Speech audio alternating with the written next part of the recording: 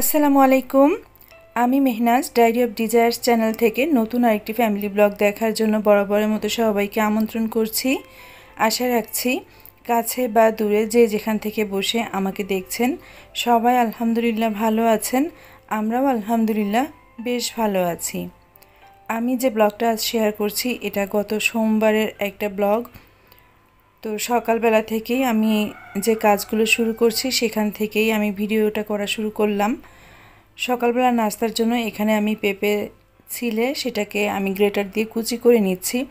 রুটির সাথে পেঁপে ভাজিটা করে নিব। তো আলহামদুলিল্লাহ আব্বার ট্রিটমেন্টের একটা সুখবর আছে, আপনাদের সাথে শেয়ার করেছিলাম আমার কোনো একটা ব্লগে যে আব্বার 2 কিডনিতে অনেকগুলি পাথর হয়েছে। আর তখন কিন্তু পিজির ডাক্তার দেখাচ্ছিলাম। তো ডাক্তার বলেছিলেন যে ইমিডিয়েটলি অপারেশন করতে হবে। তো আব্বা যে কয়দিন ঢাকায় থেকে গেল সেই কয়দিন কিন্তু আব্বাকে বেশ কয়েকজন ডাক্তারই দেখানো হয়েছে। লাস্ট আমরা ডাক্তার দেখিয়েছিলাম শ্যামলীতে, অধ্যাপক ডক্টর মোহাম্মদ কামরুল ইসলাম। তো উনি লাস্ট আব্বাকে দেখেছেন, দেখে বলেছেন যে অপারেশন করার দরকার নাই, আর ওষুধ দিয়ে দিয়েছিলেন। তো সেই ওষুধগুলি কন্টিনিউ করতে বলেছেন, আর 3 মাস পরে আবার দেখা করতে বলেছেন। তো পিজিতে যখন ডাক্তার দেখানো হচ্ছিল আব্বাকে তখন কিন্তু সিটি স্ক্যানও করা হয়েছিল, এক্সরে করা হয়েছিল। এক্সরে রিপোর্টে পাথর ধরা পড়ছিল না, এ কারণে সিটি স্ক্যান করা হয়েছিল। আর আবার ডায়াবেটিস সবসময় অনেক বেশি থাকে, দেখা যাচ্ছে যে 16 থেকে কখনো 27, 28, 29ও উঠে যায়। তো আমরা কিন্তু প্রচণ্ড রকমের ভয় পেয়ে গিয়েছিলাম যে এত ডায়াবেটিস, তো এই অবস্থায় কিন্তু ওনার সার্জারিও সম্ভব নয়। তো লাস্ট আমরা যখন নেপাল গিয়েছিলাম আব্বা মা তো আপার বাসায় গিয়েছিল, আর ওখানেই আপার বাসাটা যেহেতু একটু গ্রামের সাইডে পড়েছে তো আব্বা যথেষ্ট হাঁটার সুযোগ পেয়েছিল। তো হাঁটা প্লাস হচ্ছে যে খাওয়া দাওয়া একটা কন্ট্রোলের ভিতরে নিয়ে আসার পরে ওনার ডায়াবেটিস তখন হচ্ছে যে কখনো 8 থাকতো, খাবারের পরে 11 বা 11:30 হতো, আর খাওয়ার আগে হয়তো বা 8-9 এরকম থাকতো। আমরা নেপাল থেকে ঘুরে আসার পরে লাস্ট হচ্ছে গিয়ে এই অধ্যাপক ডক্টর মোহাম্মদ কামরুল ইসলাম ওনাকে দেখানো হয়। এটা উনি যে হাসপাতালে বসেন সেটা হচ্ছে সিকেডি ইউরোলজি হসপিটাল, এটা শ্যামলীতে। তো যাই হোক, আমাদের জন্য অনেকটাই সুখবর যে উনি বলেছেন যে কোনো পাথর অপারেশন করা লাগবে না। তো এটা শুনে আমরা একটা স্বস্তির নিঃশ্বাস ফেলি। আর যেহেতু আমাদের দেশের পরিস্থিতিটা এমন, ডাকসু নির্বাচন হয়েছিল, তো ডাকসু নির্বাচনকে কেন্দ্র করে কিন্তু বিভিন্ন এলাকার সাথে ঢাকার যোগাযোগের সম্পর্কটা বিচ্ছিন্ন করা হয়েছিল। এটা যেমন একটা সংবাদ আমরা পেয়েছিলাম, তেমনি আব্বা মারও বাড়ি ফেরারও একটা তাড়া ছিল, যেহেতু অপারেশনটাও লাগছিল না। বাড়িতেও ওনাদের অনেক কাজ ছিল, বাড়ি থেকেও ফোন আসছিল আমার চাচাদের। আর তাছাড়া ওমরা, হজ আর ঢাকায় ট্রিটমেন্ট সব কিছু মিলিয়ে আব্বা মা তো বাড়ি ছাড়াও অনেক দিন হয়ে গিয়েছে। এই কারণে কিন্তু সোমবার আজ সন্ধ্যা 6:15 গাড়িতে আব্বা মা খুলনায় চলে যাচ্ছে। আমার প্রিয় আপু, আন্টি, ভাইয়া এবং ছোট ছোট সোনামণিরা যারা ব্লগটা দেখা শুরু করেছেন, আপনাদের কাছে যদি আজকের ব্লগের কোথাও কোনো অংশ ভালো লেগে যায় তো মনে করিয়ে দিচ্ছি যে ভালোবেসে একটা লাইক দিয়ে ব্লগের বাকি অংশটুকু কন্টিনিউ করতে পারেন। আর যারা প্রথমবার আমার চ্যানেলটি ভিজিট করছেন বা বারবারই ভিজিট করছেন কিন্তু কোনো কারণে আমার চ্যানেলটি সাবস্ক্রাইব করা হয়ে উঠছে না, আপনাদের কাছেও বিনীতভাবে রিকোয়েস্ট করছি যে প্লিজ আমার চ্যানেলটিকে সাবস্ক্রাইব করে আমাকে সাপোর্ট করতে পারেন।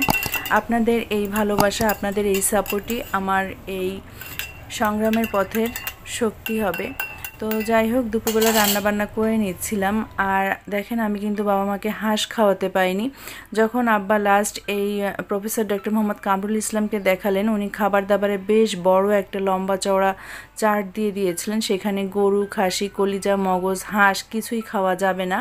আর যেহেতু আব্বাকে আমরা সুস্থ দেখতে চাচ্ছিলাম, অপারেশন যেহেতু করা লাগছিল না, তাই একটু ওই বিধিনিষেধগুলো মেনে চলার চেষ্টা করছিলাম।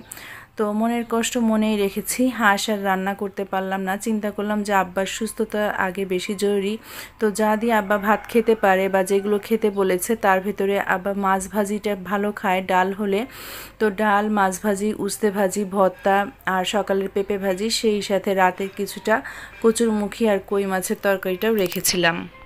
রান্নার একটা পর্যায়ে মা মাঠা বানিয়েছিল, আমাদের সবাইকে দিয়েছিল, সেটাও আমি রান্নার আগে খেয়ে নিয়েছিলাম। তো দেখেন যখন যে মুহূর্তে আব্বা মা বের হবে আমার বাসা থেকে, ঠিক সেই মুহূর্তে মুষলধারে বৃষ্টি শুরু হয়েছে। এখন তো একটু কমেছে, বাট বৃষ্টি কিন্তু হয়েই যাচ্ছে। তারপরেও আপনাদের ভাইয়া তার ওয়ার্কিং প্লেস থেকে চলে এসেছে আব্বা মাকে গাড়িতে উঠিয়ে দেওয়ার জন্য। তো এই যে ওনাদের লাগেজ কিন্তু বেশ কয়েকটাই হয়েছে, নর্মালি কিন্তু এত হয় না, যেহেতু গিফটের একটা ব্যাগ রয়েছে সেক্ষেত্রে দেখা যাচ্ছে যে ব্যাগ অনেকগুলোই হয়েছে। তো এই ব্যাগগুলো নিয়ে এখন আমরা সবাই নামিয়ে নিচ্ছি।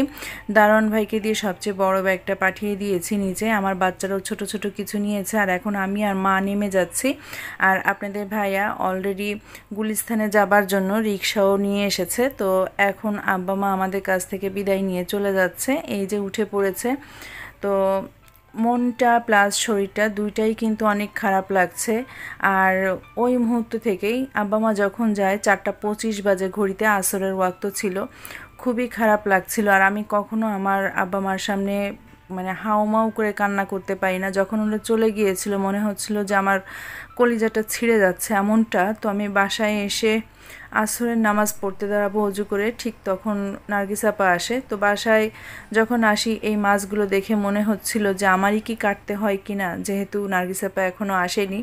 তো নামাজে যখন দাঁড়াবো হঠাৎ করে দেখি আমার নার্গিস আপা চলে এসেছে। তো আমি বললাম যে আপা আপনি এসে আমাকে অনেক বড় উপকার করেছেন, আমার খুব বেশি খারাপ লাগছে শরীর প্লাস মনটা, আপনি প্লিজ আমাকে একটু এগুলো কেটে দেন। তো নার্গিস আপা এসে, যেহেতু বেশি মাছ ছিল না, 1 কেজি পাবদা মাছ ছিল, তো আপা মাছগুলো কেটে সুন্দর করে ঘষে ধুয়ে দিয়ে তারপরে নিজ হাতে প্যাকেট করেও দিল। আর আমি এই যে এখন প্যাকেটগুলো নিয়ে ফ্রিজে রাখবো। খুব ছোট্ট একটা ব্লগ আপনাদের মাঝে আর শেয়ার করেছি। আমার মন প্লাস শরীর কিন্তু এখনও ভালো হয়নি, খুবই খারাপ লাগছে, মনটাও খুব খারাপ, সেই সাথে শরীরটাও মনে হচ্ছে যে হঠাৎ করে বসে গেছে। খুব বেশি শারীরিক তেমন কোনো প্রবলেম নাই, বাট মনে হচ্ছে যে ভিতর থেকে কিছু একটা হয়ে যাচ্ছে, এমনটাই লাগছে আমার কাছে। তো মাছগুলো এই যে ফ্রিজে রেখে দিলাম। আর এখন নার্গিস আপা ঘরটাকে মুছে দিয়ে তারপরে উনি চলে যাবে। তো এই হচ্ছে আমার আজকের ব্লগটা, গত সোমবারের। সবাই আপনারা আমার বাবার জন্য দোয়া করবেন। অনেক আপুদের সাথে এখানে কমেন্টে কথা হয়, তো আমি জানতে পারি যে আপনাদের শ্বশুর শাশুড়ি বা বাবা মা অনেকেই অসুস্থ থাকেন। সত্যি আপু, অন্তর থেকে আমার প্রত্যেকটা সাবস্ক্রাইবার আপু ভাই এবং ছোট্ট ছোট্ট সোনামণিদের সবার বাবা মা দাদা দাদু নানা নানু সবার জন্য আমি অন্তর থেকে দোয়া করি যে যে যেখানে আছেন সবাই খুব বেশি ভালো থাকেন, সুস্থ থাকেন, সহি সালামতে থাকেন। আর অনেক আপুরাই মনে করেন যে যেসব আপুদের নাম আমি নেই না হয়তোবা তাদেরকে আমি ভালোবাসি না। এ কথা সম্পূর্ণ ভুল আপু, এমনটা মনে করবেন না। আসলে আমার কাছে আমার প্রত্যেকটা আপুই অনেক বেশি গুরুত্বপূর্ণ। মেহমেদ মম ব্লগস থেকে আপু লিখেছো যে আপু এত মানুষের কমেন্টের ভিড়ে তুমি আমাকে ফিল করেছো কিনা। অবশ্যই আপু, আমি অনেককেই ফিল করি, নাম আসলে বলতে পারি না। যেমন মোসাম্মদ লিপি আপু, হেলেনা আপু। মোসাম্মদ লিপি আপু প্রথম কয়েকদিন আমার ব্লগ দেখে অনেক কমেন্ট করতেন, কিন্তু এখন কমেন্ট করেন না। আমি জানি না আমার ব্লগগুলো আপুর দেখা হয় কিনা। বিদায় নিচ্ছি, দেখা হবে নেক্সট ব্লগে। আল্লাহ হাফেজ, আসসালামু আলাইকুম।